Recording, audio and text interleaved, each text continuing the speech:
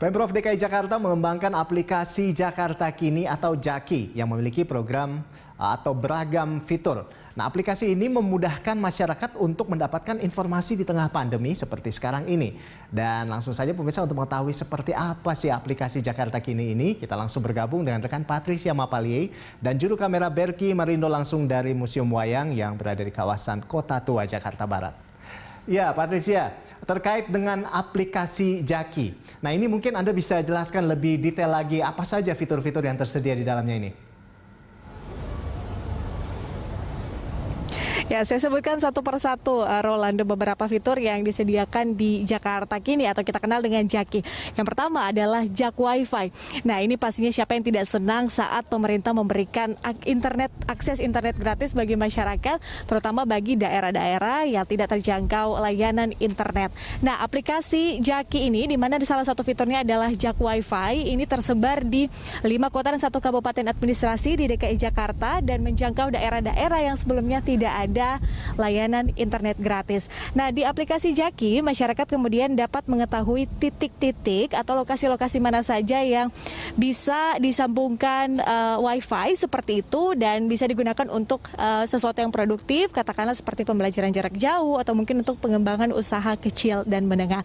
Selain Jak Wi-Fi, yang juga menjadi perhatian publik adalah jejak. Nah, ini jejak ini merupakan satu fitur yang baru, Rolando. Salah satunya ada di Museum Wayang di Kota Tua, Jakarta Barat ini, di mana di sini salah satu tempat dari 33 tempat lain ya yang disediakan jejak. Nah, apa sih jejak itu? Jejak itu merupakan, kalau kita sebut sebagai buku tamu digital ya, Rolando, seperti itu. Jadi kalau biasanya kita datang ke suatu tempat, kita mengisi buku tamu secara manual, kini buku tamu bisa diisi secara digital. Jadi melalui aplikasi JAKI, jadi di situ ada fitur jejak, seperti itu kita tinggal buka saja fitur jejak itu, kemudian kita akan diarahkan untuk mengisi formulir yang dimana di formulir itu kita akan isi nama, kemudian nomor induk kependudukan atau NIK, dan juga nomor telepon. Nah, itu sebagai buku tamu lah kita kalau misalnya berkunjung ke tempat kantor pemerintahan misalnya, atau ke tempat-tempat lokasi-lokasi keramaian seperti di tempat saya berada sekarang di Kota Tua, Jakarta. Nah, selain dengan Jak Wifi, kemudian ada juga jejak. Nah, ini juga yang menyita perhatian publik adalah terkait dengan Jak Lapor. Rolando, di masa pandemi COVID-19 ini tentunya ada kebijakan-kebijakan yang diberlakukan. Salah satunya adalah PSBB atau pembatasan sosial berskala besar. Untuk menunjang pemberlakuan PSBB ini, Pemprov DKI Jakarta menyediakan fitur Jak Lapor. Nah, apa itu Jak Lapor ini? Jadi masyarakat yang menemukan adanya pelanggaran dari PSBB itu sendiri bisa langsung melaporkan melalui aplikasi JAKI untuk diketahui oleh Pemprov DKI Jakarta. Jadi mungkin kalau beberapa saat ini ya kita agak kesulitan untuk mencari di mana sih kita bisa melaporkan kalau misalnya didapati adanya pelanggaran protokol kesehatan seperti itu. Nah, ini salah satu cara, yaitu dengan melaporkan kepada Pemprov DKI Jakarta melalui aplikasi JAKI di fitur Jak Lapor. Rolando. Wow, ini keren banget ya, Patricia ya. Jadi kita bisa melaporkan terkait dengan kalau misalnya ada yang melanggar protokol kesehatan begitu di DKI Jakarta. Tapi ini gimana? Responnya ntar lama lagi. Lama nggak kira-kira responnya? Akan seperti apa? Dan kalau misalnya kita mau melapor, itu prosedurnya bagaimana, Patricia?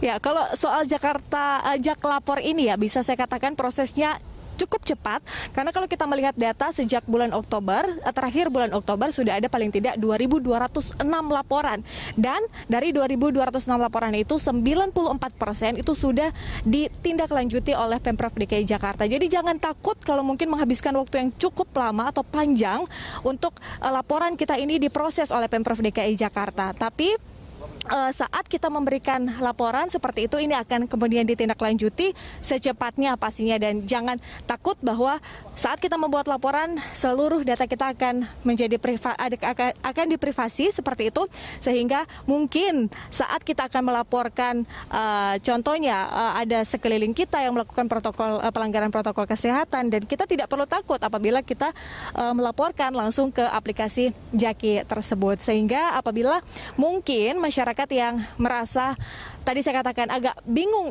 Rolando, di mana sih saya harus melaporkan kalau misalnya mendapati adanya pelanggaran protokol kesehatan. Nah, bisa melalui aplikasi Jaki tersebut dan akan ditindaklanjuti langsung oleh Pemprov DKI Jakarta. Tapi tentunya dengan adanya banyak sekali laporan ini tentunya butuh waktu. Meski demikian tidak akan memakan waktu yang cukup lama, mengingat juga kita masih dalam pandemi COVID-19 dan salah satu fokus atau perhatian pemerintah dalam pandemi kali ini adalah melakukan atau memberlakukan kebijakan PSBB dan ini juga menunjang adanya PSBB.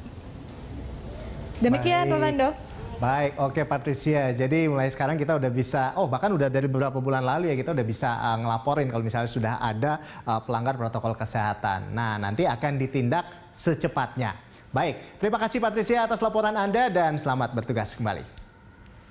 Ya, pemirsa, demikian tadi laporan dari rekan Patricia Mapalie dan juru kamera Berki Marindo langsung dari kawasan Kota Tua, Jakarta Barat.